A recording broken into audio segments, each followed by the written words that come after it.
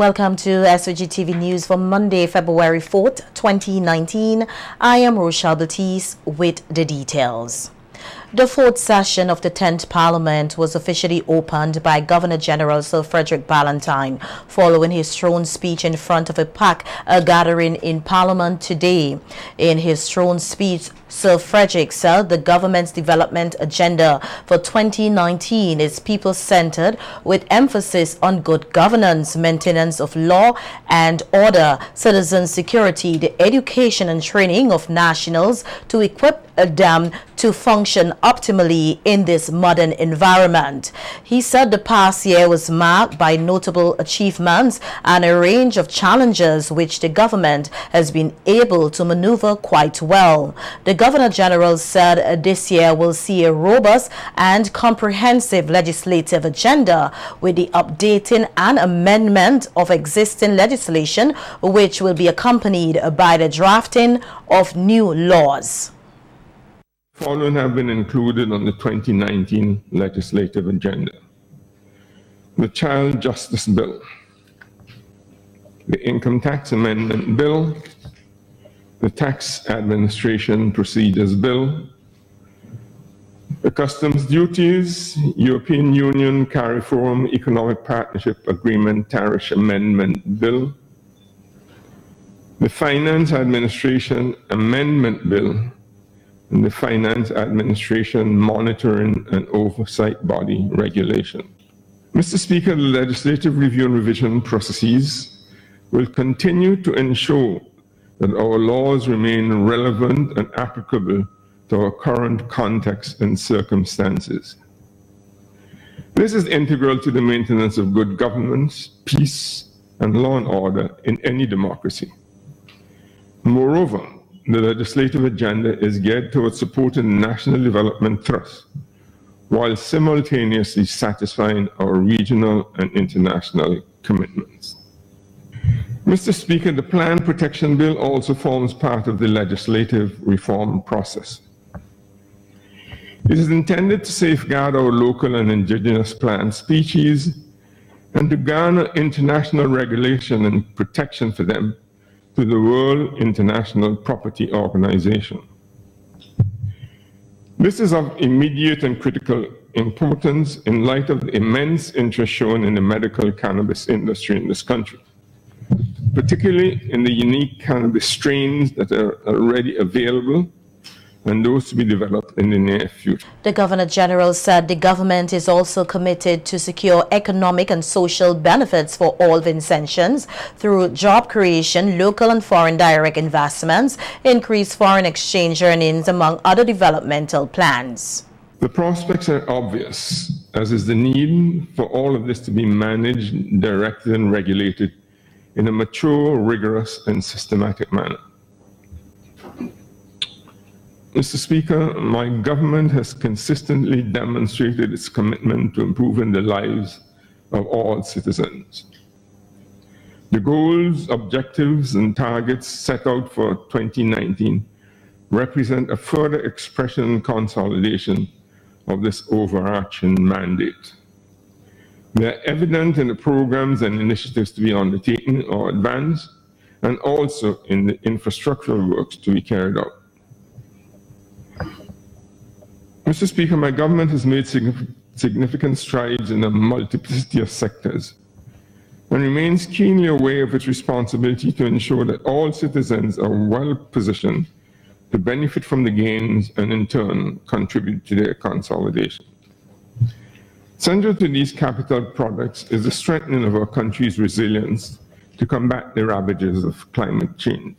Sir Frederick said, given the growth realized in a number of areas through the operation of the Argyle International Airport, a government has undertaken effective strategies to foster further growth in all sectors of the economy, which will be achieved through the implementation of a number of projects and programs, including in tourism, through the implementation of the Tourism Competitiveness Project. It is financed by the International Development Association, IDA, of the World Bank, and has among its objectives the improvement of tourism sites, the expansion of the regional tourism market, and the articulation of a tourism sector development and strategic plan. Mr. Speaker, work is also being done in the area of hotel construction and the expansion of existing facilities. Both the private and public sectors are so engaged. Plans are well underway by my government for the construction of hotels at Diamond and in the Mount Wayne area. The private sector development of Peters Hope and the acquisition of Buckerman Resorts by new investor will add to the national effort to enhance the stock of hotel rooms in this country. Mr. Speaker, another major infrastrucrural undertaking of my government will be the port development project at an estimated cost of $145 million US. Planning for this is at an advanced stage. Funding is to be provided by the Caribbean Development Bank, CDB, and the Department of International Development, DFID. This project has enormous transformative potential for the capital city and the country as a whole. Mr. Speaker, my government has set out to transform and modernize the social and economic landscape of St. Vincent and the Grenadines. The new city plan for Arnesville, radiating outwards from the site of the decommissioned E.T. Joshua Airport, is another example of this focus.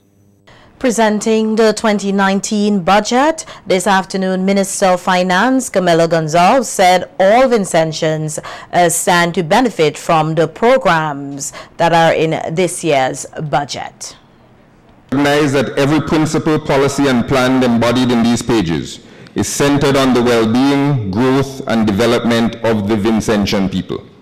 It is the citizens of St. Vincent and the Grenadines whose status as the constitutional cornerstone of nationhood is defined by birth, blood, or a sustained commitment to our country and people, who must remain immutably and immovably at the heart of our budgetary process.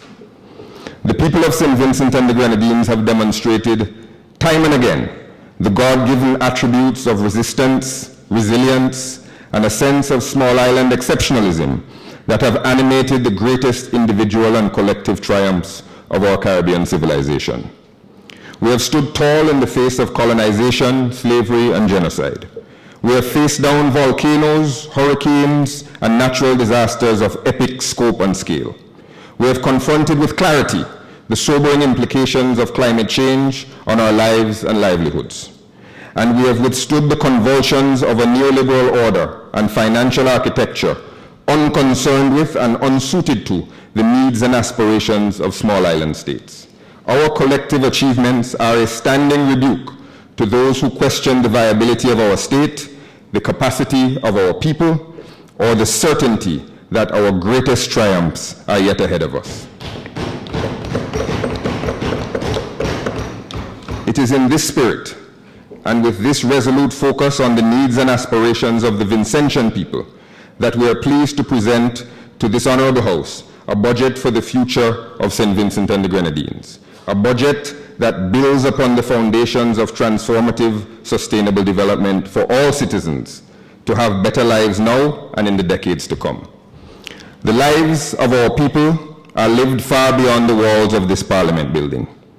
These lives, on farms, in offices, on the seas, in churches, at hospitals, in schools, at shops, on the hard courts and the playing fields and so on, rarely stop to contemplate parliamentary intrigue or standing orders or long-winded speeches.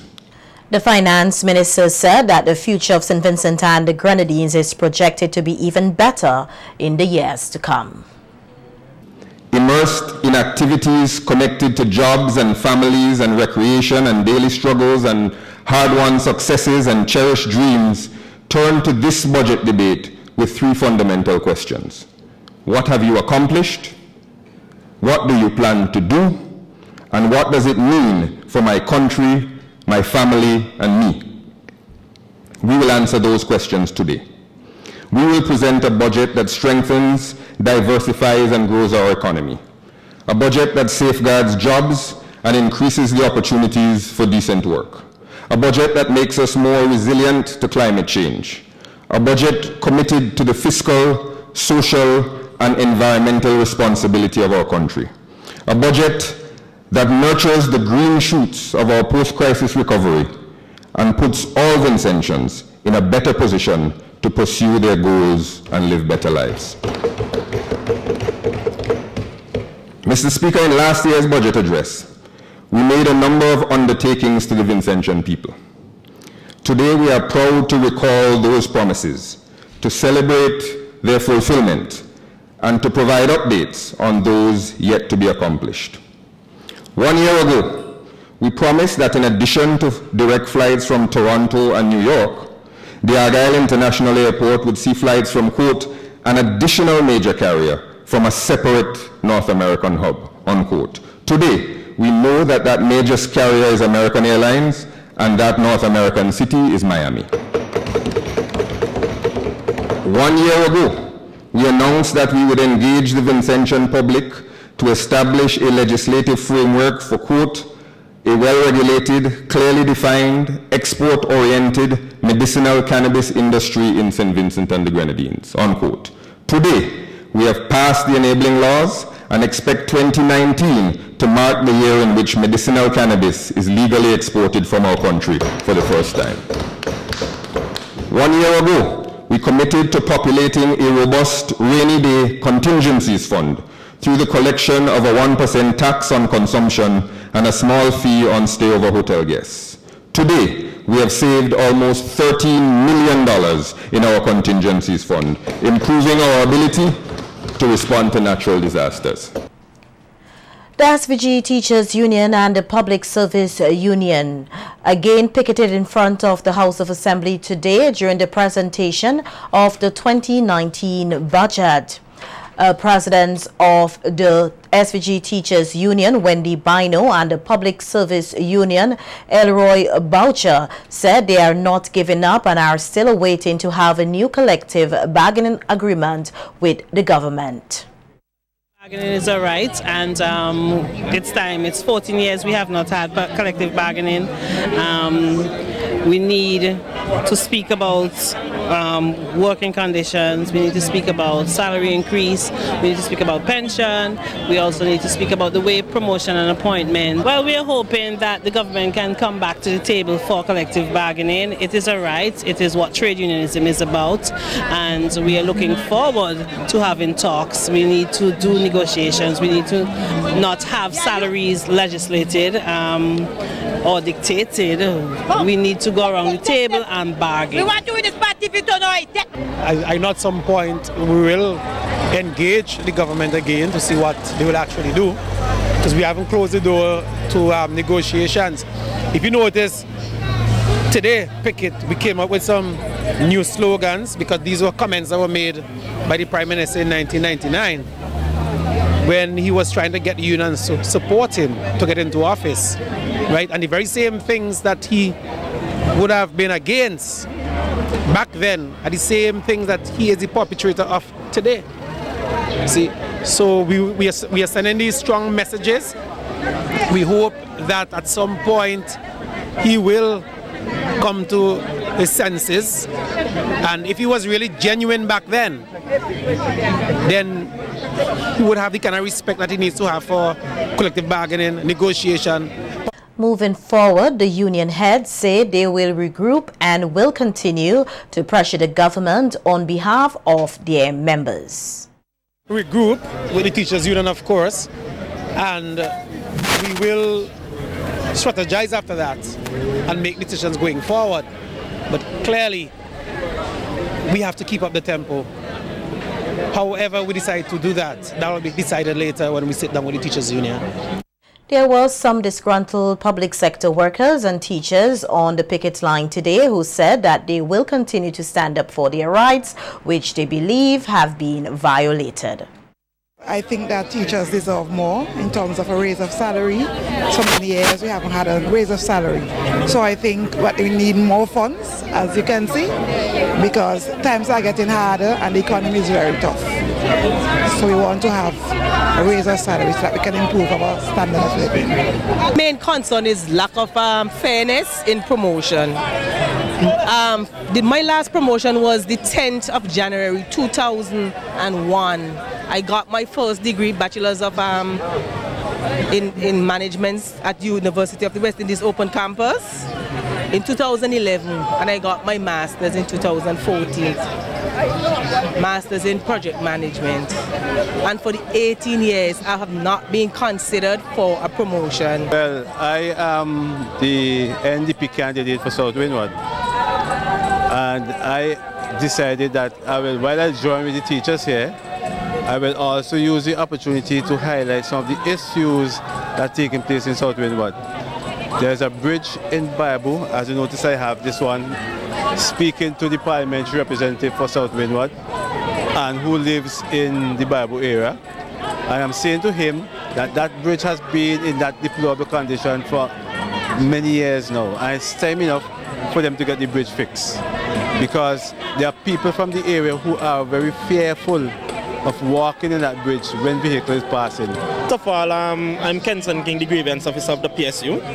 I've been in this job for going on 2 years, and I have had to deal with so many instances of people coming and complaining, especially civil servants, coming and complaining about, being overlooked for promotions, and then the collective bargaining process, it's non-existent here. We're not being able to bargain for anything. Everything is just legislated, and we're fed up.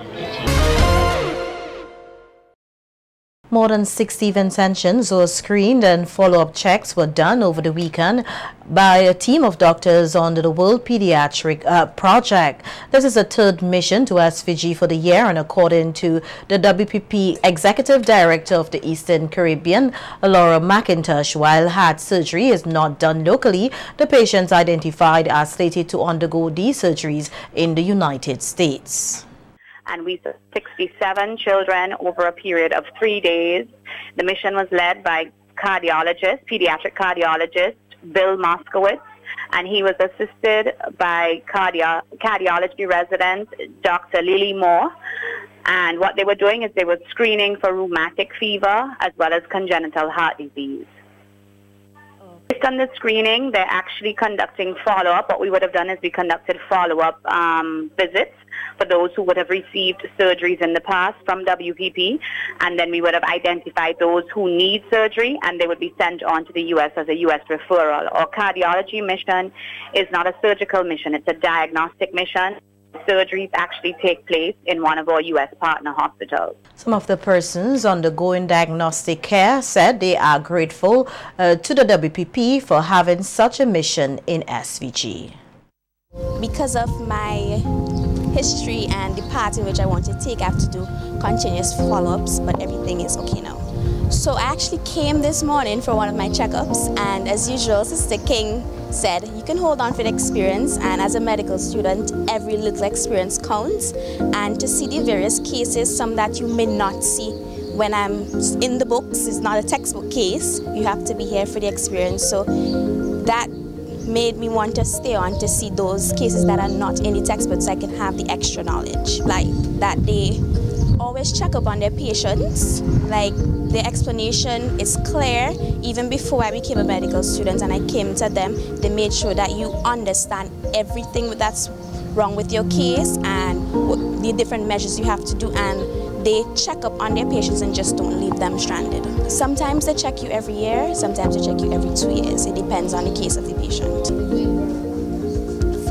For 3 years now we've been coming here, and I think they're doing a very good thing, because they keep us updated on what is going on. The SVG Police Band is working towards being the #1 band in the SVG with the recruitment of more persons. The band, which is several decades old, has close to 100 persons on board. However, this number has drastically reduced to less than 20. Police Commissioner Colin John recently noted the high demand of the band services at special occasions and said they are working to bring back the glory days of the band. Yes, several folds. I would use the ease to illustrate the purposes of the ban. Entertainment. Persons can be in no doubt that the Royal St. Vincent and the Grenadines Police Force ban not only provide entertainment but provide excellent entertainment. We have been the main band or the backing band at all of the Calypso finals since about 2001 ASP Hall. We also have played at several funerals. We are in high demand. Every weekend, the police band being requested to play at funerals. Last week, 20 youngsters were enrolled to train with the band under the YES program of the Ministry of Education. This is the second year that youngsters are being recruited into the band, who will automatically see them gainfully employed with the police force.